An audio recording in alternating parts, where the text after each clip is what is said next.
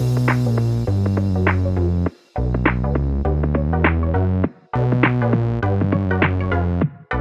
welcome everybody to another episode of Chris and Dave's Reality TV Cast. I am one of your hosts, Chris, and I am also your only host today, guys. So, back running solo for another episode. Unfortunately, we can't get our calendars to align, so might be a bit of a short one, this, because I'll be honest with you, there was absolutely nothing happened on last night's episode. It was an absolute waste of time, I thought. Little bit of backdrop to what happened with Ron and everything, but just nothing of any substance for me. We had that ridiculous drinking game. You know, everyone's having fun. Fair enough for them. But as a viewer, I thought it was absolutely a waste of my fucking time. So, yeah, really bored of that. Also, as the episode went on, it was just dead calm and everything was, you know, not back to how it was, but there's still something there. The three musketeers apparently are brothers for life.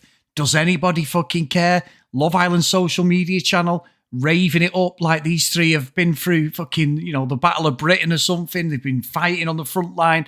It's fucking bollocks. They're just three fucking influencer wannabes who happen to be in a house together. I'm not saying you can't be friends. They may be friends forever. I did actually watch the Mac Jordan, I can't remember the other guy's name. They were all together in that house on MTV after Love Island. And even up to last year, I think they had a series. So I get it.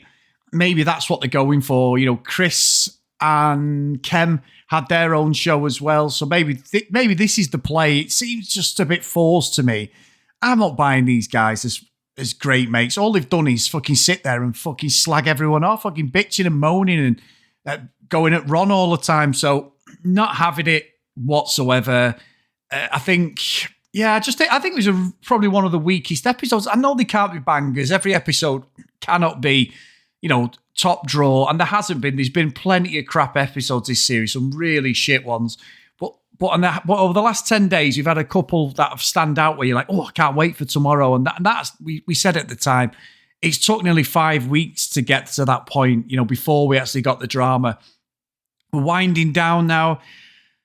We've got the baby game. Yay. Fucking great. I cannot wait for that nonsense tonight. Really not interested in that. Hopefully it's done and dusted in one episode. They haven't dragged it out like previous ones. Obviously, we're going to get the girls going on a mummy's date and the guys are going to be there while they let the kids, you know, fall all over the place and they don't do anything to look after them. It's all going to be the same old script again, just like the back end of the talent show.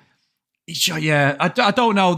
I think it's become very formulaic again in the last couple of days, like just to the point where you can pretty much see what's going on. And I know we're spoiled. We unfortunately, the comparisons of doing two shows at the same time, Maths, you can sort of see where things are set up. Me and Dave questioned it on last night's episode. We called it out for the Evelyn and Melinda, you know, sort of eavesdropping on the lads having a chat. There's no way that they wouldn't have heard them because there was a camera crew following them and all that crap. So it's just little things you can see with Maths are set up, but it's done better. I think the reactions are more organic. It seems more real, other than Harrison and Bronte, who are absolutely fake-ass fucking blaggers.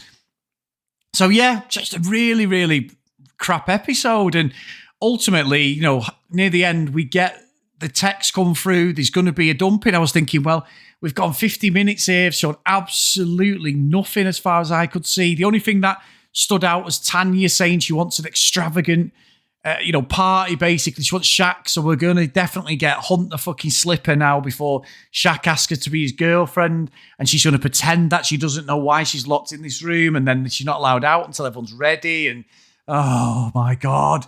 Anyway, that's coming, guys, so, you know, strap in for that one, literally. It's going to be an absolute fucking waste of my time again. And I think, you know, the way the recoupling went, the dumping off the island. So you had Shaq and Tanya, Will and Jesse, and Casey and Rosie. And I think that's right. However, I'd not even noticed this. I didn't, but a lot of people are not fans of Sammy and Tom. And they're saying that it was rigged last night's show. I don't know whether it is, but there's quite a few articles online. Quite a lot of people were voting for these two to be voted off. They're all saying they're going to win now. It's a bit of a producer manipulation. I don't know. I can't honestly say. I think people were just a bit sick of Casey what had gone on.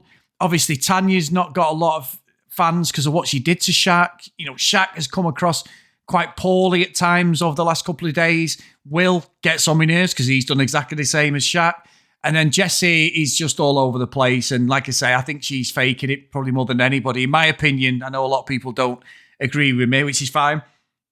So just a really, predictable ending. And we all said, I think in our heads, I'm speaking for everyone who's listening, by the way, that sounds so stupid, but I'm pretty much certain that Casey and Rosie were going. It was so obvious that they were going. It really was.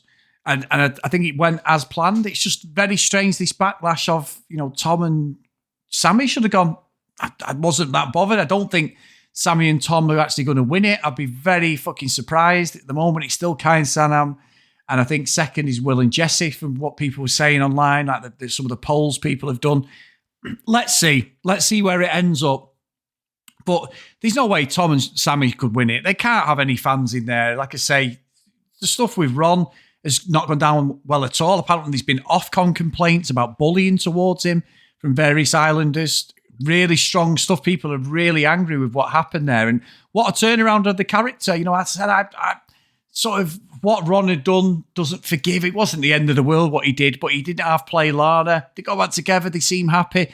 What they did the other day was wrong, ultimately. We talked about it at length. It's wrong the way they did that. And quite rightly, if people are upset, I completely get it. And we've had plenty of emails to back that up. So obviously, it is right, people's opinions on that. So yeah, bit of a short episode. And sorry, I've got a lot to say, really, because it just was absolutely fucking boring, if I'm being honest. I was really disappointed in this episode. I know the games, you waste 10, 15 minutes and it's all, we want the drama, then that's not the drama. It's just them being silly. So yeah, I didn't pick up on much. And people are going to call me out here saying, what about this, what about that? But I didn't find anything. I thought it was a massive come down from watching Maths, which was just bringing the heat yesterday. So yeah, really poor. But I have got 3 emails, guys, to sort of get different perspectives and flesh the podcast out, because it'd be a really short one. It'd probably be the shortest CD Reality Cast podcast going otherwise. So the first one's from Alex, and it's a Ron rant. So, hi, Chris and Dave. Love the podcast.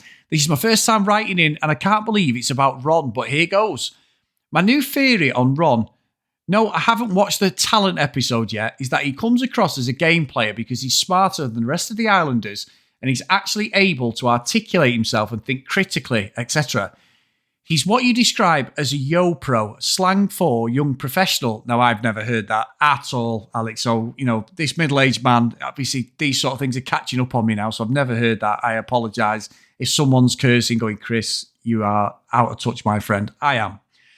Hanging out with a shallow and simple-minded models, influencers and sports players. Sorry to stereotype. That's not to say he isn't shallow, but I was surprised by his Instagram profile, which is fairly low-key compared to the rest of the Islanders that have hundreds of shameless, shirtless selfies and gym snaps, etc. All in all, he's still a game player, but they all are. No one is really on the show to find love anymore. He's just more self-aware than the rest of them. Lana also did make a good point that a game player wouldn't reveal their game to 4 other Islanders. Ron is smarter than that. The villa is starting to feel very high school. Casey, Tom, Will are the jocks, along with Sammy, Rosie and Jessie being the bitchy popular girls. Paul, Kai, Sanam, Lana and Ron are the nerdy outcasts, while Shaq and Tanya are the tryhards. Another theory is that Lana and Ron don't come across as having chemistry or engaging in PDA because they are more aware of the fact their family and rest of the general public are watching them. I think that's also why Kai and Sanam seemed a bit awkward in the hideaway. Anyway, rant over. Can't wait for the season to be over. I've dedicated way too much time watching these bellends, and for Kai and Sanam to take the first place. Thanks for your podcast, guys. Keep up the great work, Alex. So thank you so much, Alex. That's a great email. So the next one's from Abby. Going back to the Ron drama, because I've just caught up. I agree, Chris. Everyone was false. What winds me up is Casey, Will and Tom, like a pack of hyenas laughing and bitching together. Even whilst Ron was doing the Rubik's Cube, Casey was turning to Tom and laughing, fucking bully. He's a bully, laughing fucking bully. Your trumpet playing was wank, mate. Shaq is so false. You all right, bro? You've had a hard day. Yeah, Shaq, partly because you're going around bitching about Ron being a game player. I don't like the hyenas, but at least they're not acting like Shaq. Ron's best mate 1 minute and then Two-Face the next. Ron, Lana, Kai and Sanam are the ones I want in the top spot. Casey, Rosie, Will, Jessie, Shaq, Tanya, Sammy and Tom can all fuck off. I like Tom, but he winds me up being friends with the childish Casey and Will. Rosie does my head in as well, causing all that drama, then licking Lana's arse afterwards. Sorry for the jumbled up email, but fucking hell, some of them do my head in. Thanks a lot, Abby. Great email. And then the last one is from Adrian. And it says, hey, Chris and Dave, well done for the podcast and for many laughs over the years. You both are brilliant. Oh, thank you. I love your honest opinions, so here are a few of mine. I think the show seems to be declining, and for me, it's because we can't invest in the characters that aren't relatable or funny. The contestants seem to be getting dumber and younger each season and lack of any kind of interesting personality, e.g., remember Maura? She now has 3.7 million followers on Instagram. She was funny, opinionated, and entertaining. Do we have anyone like this on the current season? No. I thought Will had a fun personality, and I'm still finding him fun to watch, but I think he looks entertaining as no one stands out. So for me, it's personalities that are lacking. The current contestants seem to gossip and pull people down. I don't like Ron much either, but I did feel sorry for him for copying flack for things he said and then taken out of context. It appears to me that the most people in the village just don't like him and therefore have a low tolerance for the stupid stuff he says. This is the first season that I've really got the feeling people are very, very careful about what they are saying. So lots of game playing. More so than previous seasons, as they know the multi-million-dollar deals that can come their way once out. Most of them are very immature, therefore I am not invested in many of the personalities. Thank fuck Olivia has gone. She was toxic, horrible and manipulative, and I'm also looking forward to Casey, Tanya and Jesse to get booted off the show. I am, however, heavily invested in the daily podcast and your take on it all. For me, that is the fun part of the show. So a heartfelt thank you for all the time and energy you give to the community. Cheers, Adrian. So thank you very, very much for that. And she's in Melbourne, Australia. So great email. And thank you so much for your honesty there. Great comments. So yeah, so they're the emails today, guys. Like I say, it's a really short episode and it's not just because I'm on my own. I can usually waffle some absolute bullshit for about 20 minutes on this, but I've just not found anything interesting. And I think as this goes on towards the end, it's just going to peter and it'll be quite tepid as well. So let's see where we end up, guys. But yeah, thank you. And I'm sorry it's a short one. As I've said, I do appreciate it. If you want to email us, cdrealitycast@gmail.com. If you want to follow us on social media, @cdrealitycast. As always, Chris and Dave's Reality TV Cast. Please get over there, guys, and come and join the fun. And also, patreon.com/cdrealitycast if you do want to support us a little bit more.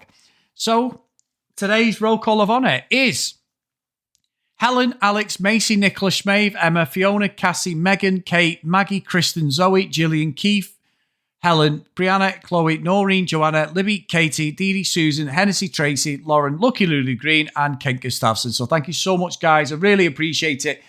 I know I'm going to get stick for this, guys, because it's a short episode. I don't like doing them short, but I've just got nothing else I can say about it. Roll on the baby episode. We'll have plenty to say about that absolute fucking disaster. And yeah, all I can say to you is I'll see you tomorrow. And thank you for sticking around, putting up with us every day, whether you agree, disagree, it doesn't matter. It's just lovely that you're tuning in. And, if there is times where you disagree, just send us a message, an email, whichever way possible. And I love reading them out when people challenge myself and Dave. So thank you so much, guys. Take care, and I'll see you tomorrow. Bye.